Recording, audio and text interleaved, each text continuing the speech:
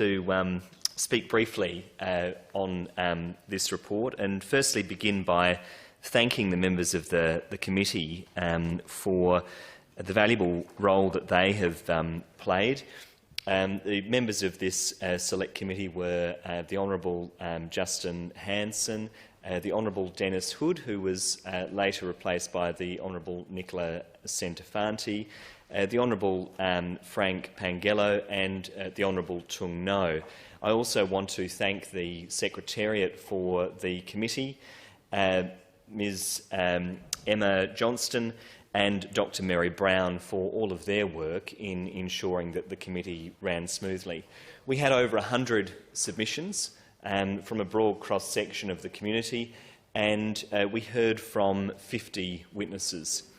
One of the things that struck me, Mr President, as chair of the committee was the consistency in the themes that came through, not only in the submission that was received, in the submissions that were received, but also in the verbal evidence. And we had a number of groups that came to speak to us.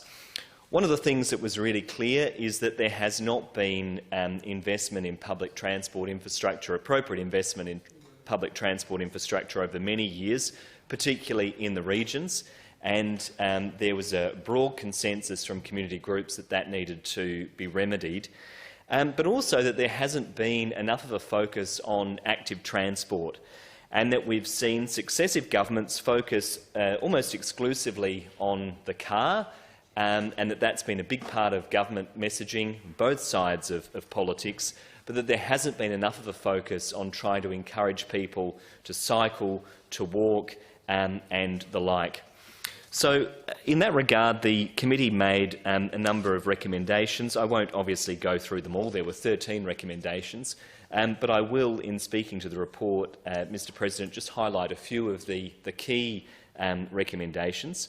Not surprisingly to anybody who has taken a bus in South Australia, one of the key recommendations from the committee was that we need to increase the frequency of buses in metropolitan Adelaide and in regional centres, but that we also need to look at better bus connectivity between metropolitan suburbs, looking at integrating different forms of transport, and also ensure that there's some fairness and equity in fares, and in particular we need to review concessions to streamline the process.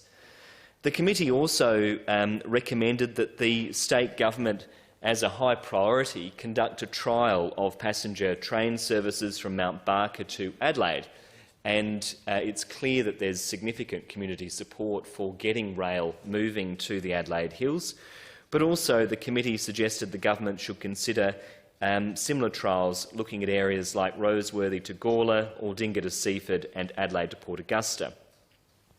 In terms of rail, the committee also has advocated for the reactivation of regional rail for freight and for passenger services, and looking at wanting to get the rail service moving between Adelaide and Melbourne, and also servicing regional towns like the Barossa. The committee has also advocated for targets around increasing the patronage of active travel, and looking at things like trials of separated bike infrastructure and traffic calming measures like speed limit reductions. A number of other states are doing that at the moment, Mr President, and the committee was of the view that that should be done here in South Australia, and of course finally developing a statewide integrated separating cycling network. Of particular interest to members of this place may be the committee's recommendations relating to e-scooters. We heard significant evidence around e-scooters.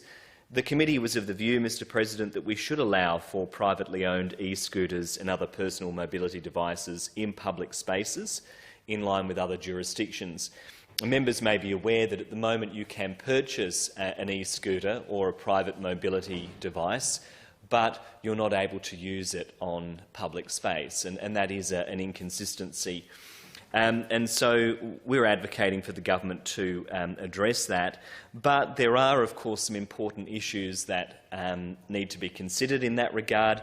The committee heard significant evidence around concerns for the safety of pedestrians on footpaths, but also some of the issues, and this was a matter of particular concern to the Honourable Tung No, relating to insurance and the protections that are afforded to the users of these devices. These are issues that the government, the committee has advocated, should consider. And I understand that there is a bill that's been introduced into the other place, and so I'm sure the committee's findings will be useful in that regard. The committee also, Mr President, advocated for a removal of messaging that promotes cars over other forms of travel, and also for there to be better transparency and consultation when the government is dealing with major road projects. And of course, finally, one of the key themes that came through from a number of the groups that gave evidence to the committee was the need for an overarching report overarching plan for transport in South Australia that looked at active travel, that looked at public transport and tied all of these things together. And it was seen that that's been a long-term gap. So, in closing, Mr President, my thanks to everybody who was involved with the committee, all of the members of the committee, the Secretariat, and also the members of the community that engaged with us. I hope that the government considers the recommendations, and I look forward to their response.